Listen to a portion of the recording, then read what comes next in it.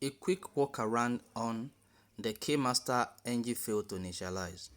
If you're facing the KineMaster ng field to initialize while using the KineMaster Video Editor 100 app on your iPhone, kindly follow this procedure to fix the KineMaster ng field to initialize problem.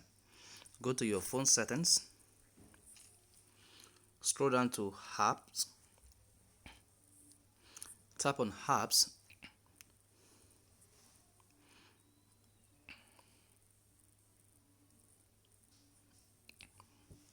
then scroll down to find KineMaster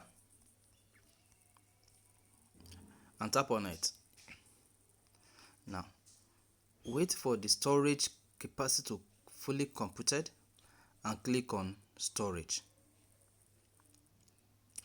Tap on clear cookies, tap on clear data and tap delete from the pop-up. Now press the home button, open KineMaster app,